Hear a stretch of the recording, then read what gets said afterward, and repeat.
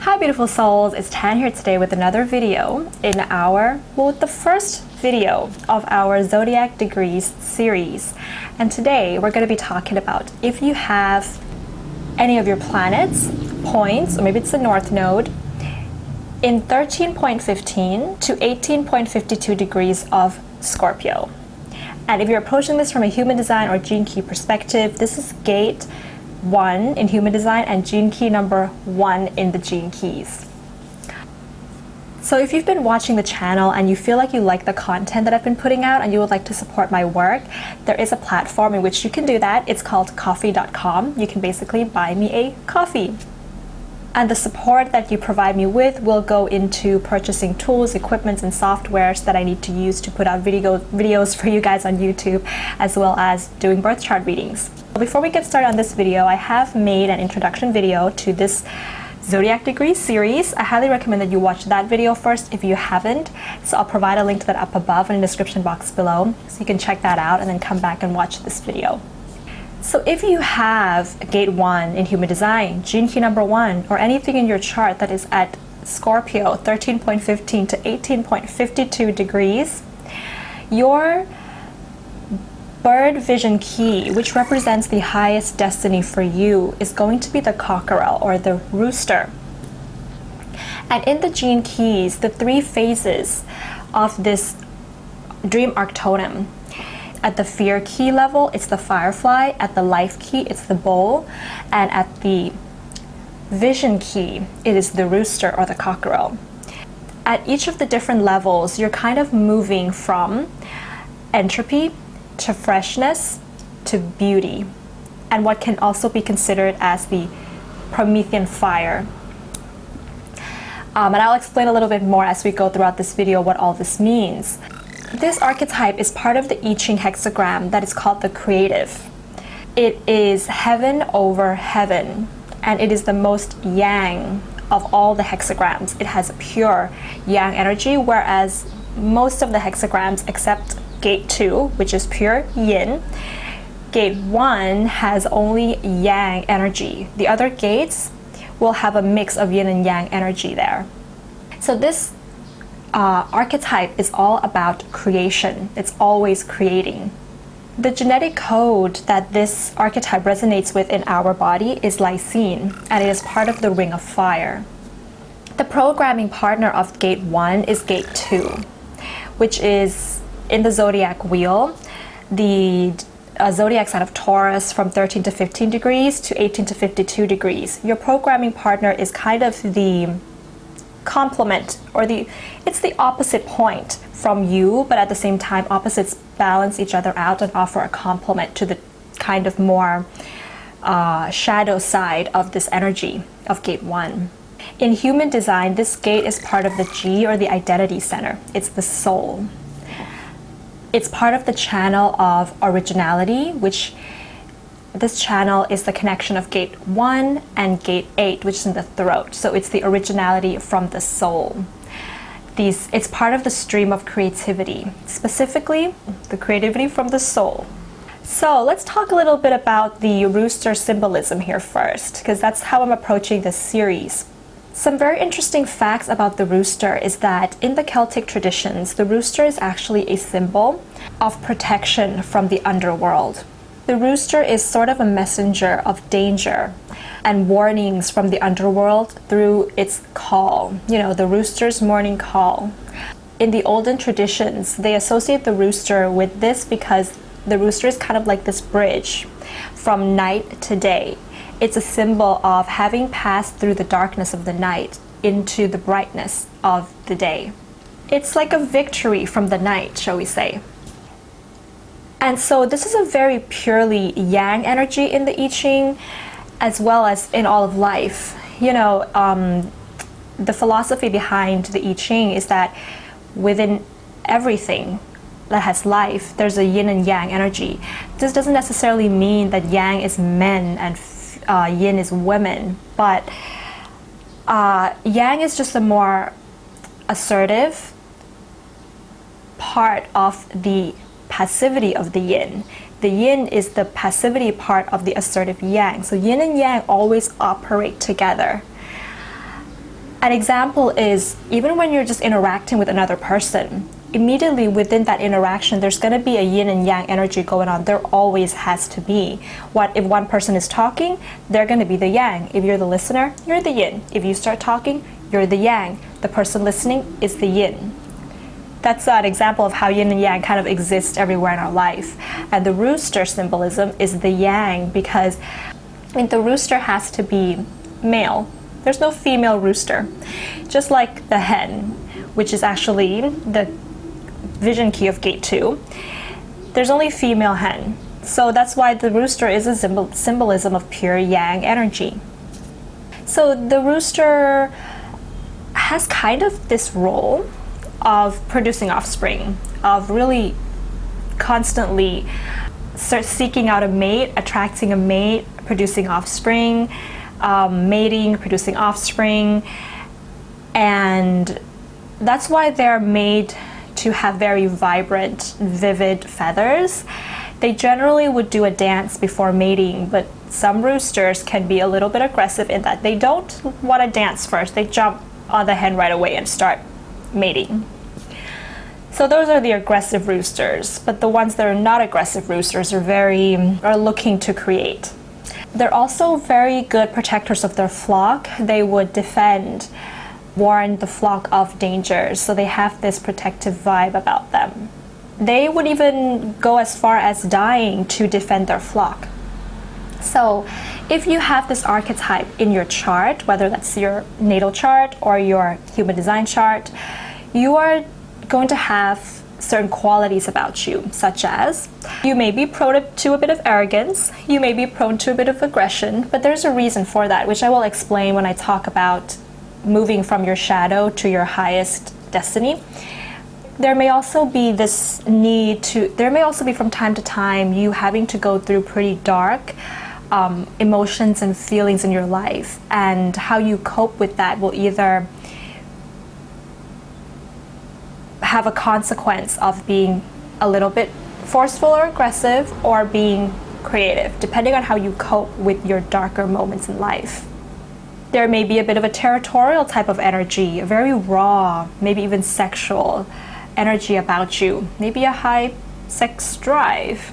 You have this regenerative quality where you regenerate through your creativity, as well as having leadership qualities, because the rooster is the leader of his flock.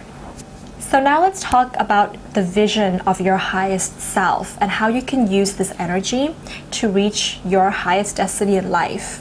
When you're in the lower vibration of this energy, sort of like the shadow phases, because this energy is this part of you, if you have this, it's a part of you, or your energy vibration that is very yang, right? It's very, it's this pure, raw, flowing energy within your body. When this energy has no place to go, it can lead to depression, sadness, or feeling melancholic in life. That is represented by the night. So remember I said the rooster is a bridge of night and day.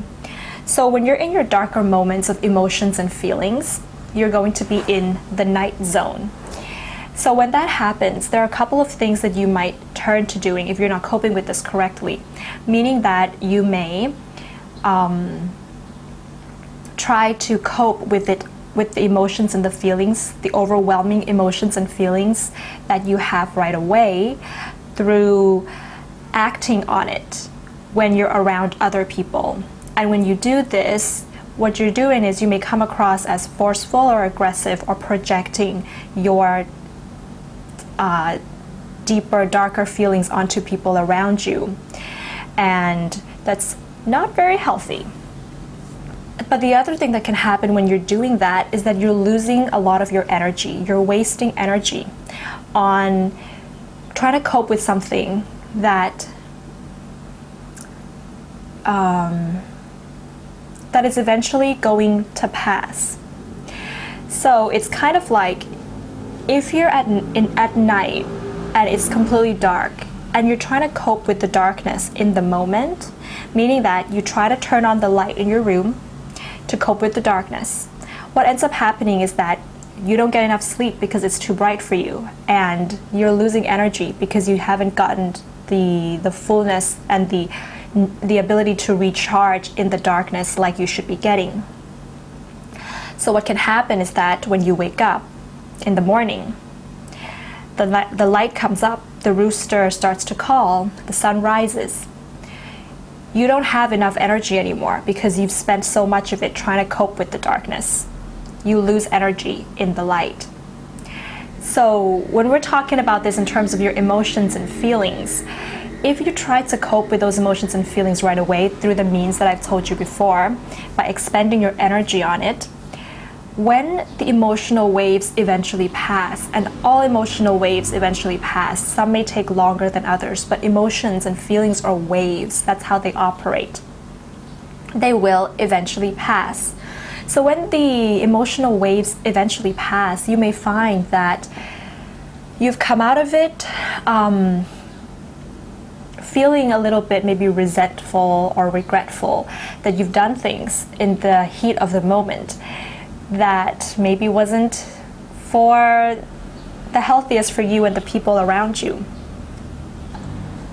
But what could have happened is that if you sit with the emotional waves, if you sleep, just let the night pass, just stay in the night and try to sleep. When the sun rises and the rooster calls, you wake up fresh with energy. You have accepted that it's darkness and it's night and it's going to pass. You go with the flow, you let it pass. You wake up full of energy to do things in the day. When we're talking about emotions and feelings when it comes to this, if you don't expend your energy trying to deal and push away or force yourself to feel certain things that you shouldn't feel when you're feeling that, but you embrace the emotions that you're feeling with an awareness that it's going to pass, once the emotional waves pass, you come into the light again with freshness. And this freshness breeds into creativity because the emotional waves, this energy has a way of bringing creativity to you while you're delving deep into it, so that when you actually come out of it, you've got a reservoir of creative power that is absolutely fresh. So there's a real gift here of being able to create something once you learn to work with once you embrace your emotional waves, to create something that is very legendary, very unique, because it's fresh. This is how energy works, right? This creativity is like fire. And if you really look at a cockerel or a rooster, it kind of looks a little bit like fire, doesn't it? If you create art or music or maybe maybe you're in a leadership position and you create a way of, you have creativity in the way that you work with people around you, it's going to be very original, and it's almost like you become an inspiration to other people, and they don't know where all this creativity has come from, but it's coming from deep within your soul because you have embraced the darkness within you. You've gone through it, you've let it pass within you. If you try to push it away, then you're not really creating from your soul because you haven't accepted your soul. You haven't allowed your soul and your internal growth to do what it needs to be done. When you do this, when we take this up to a higher level, what ends up happening is that your work can be beautiful, but beauty is not really what we may think it is in the sort of the mainstream world of thinking that something is beautiful, because the number 4 is stability, and it's kind of the foundations that exists within a lot of living things, as well as it exists within a lot of mythologies. For example, there are beliefs that there are 4 living creatures within ancient texts: the lion, the bull, the ox sometimes, the eagle, and man. These are the 4 living creatures. And the rooster is, of course, the bull, right, at the sort of the life key level. And there are other gates in human design and other gene key numbers, at other zodiac degrees specifically. Right, so like 2 others that either is the eagle or it's the lion. And so the rooster is one, or the bull, is one of the legs of the functioning foundations of all living things and foundations of life. Hope that's kind of making sense. And this could also be seen in our DNA. Our DNAs are made up of 4 main bases. This is a symbolism of, for example, most living things on land need 4 legs. Even human beings, we've got 2 arms, 2 legs. This gives us foundation and stability. Animals generally, they have 4 legs. Even birds, they have 2 legs and 2 wings. That makes 4. What I'm understanding from this symbolism is that the 1, so this is gate 1, right, with this zodiac degree. This 1 gives unity and wholeness to the 3. If, for example, you have a chair that's got 3 legs, it is lopsided and it's going to be tilted and there's no stability. But when you add the 1, this particular archetype, to that, there's stability and things become whole. So therefore beauty, the beauty of the 1, the creations, you, the things that you create, there is really no word to describe it. When you say that something is beautiful, the irony here is that, well, it's not really beautiful anymore. Because, well, first of all, if you can say there's a certain amount of separation that comes when you say something is beautiful, immediately there's separation because you're no longer part of it. And in order for something to be really beautiful, you have to merge into it and be a part of it. And if you are a part of it, then you can't really say that it is beautiful anymore, because that would mean there's separation. So to be really part of it is to submerge in it completely. So if we look at this 1 that's fitting in to make the 4, it's like when you have 3 legs of a chair and the 4th legs come in, would you say that that is beautiful? That's not really what's going to come first into our mind is, oh, now the chair's got 4 legs, it's beautiful. It's just the way that it is. It's the unity that's already existing within all of us. It's kind of like it can't exist, we just can't exist without it. Like our DNA, the makeup of our DNA, the 4 bases. Without that 1, nothing's gonna happen. We won't even be here. So this is I hope this kind of making sense, guys. This is the paradox of beauty, is that it's already there within everything. And that's just what it is. The universe, for example, what are we made up of? We're made up of stardust, right? And so that means that we have come from the universe and we are part of everything. So therefore, beautiful, beauty, that's beauty. It's already in everything, in the plants, which is coming from the stars. Everything's linked together in that way. So that's why, in a more practical sense, when you're really in touch with your highest destiny, if you have this archetype, is that you become something in which there's no word to describe you, because everybody sees themselves in you. Everybody sees themselves, if you create work, artwork, or any creative endeavors that you make, everybody can find a piece of themselves in you and in the work that you make, and therefore that's beauty. But I shouldn't say that that is beauty, because I would be in it. If I see your work, I would be already in it, and I won't be able to say that that's beauty.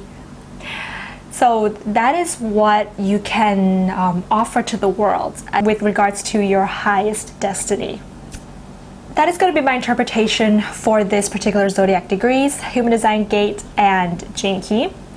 So I would highly recommend, if you have this in your chart, that you also check out your programming partner, which is Gate 2, gene key number 2, and that is going to be symbolized by the vision key of the hen, that is Taurus, 13 to 15 degrees to 18 to 52 degrees, sorry. to see how you can offer balance to this energy that you've got going here. And if you have any questions about this, guys, do comment below. Yeah,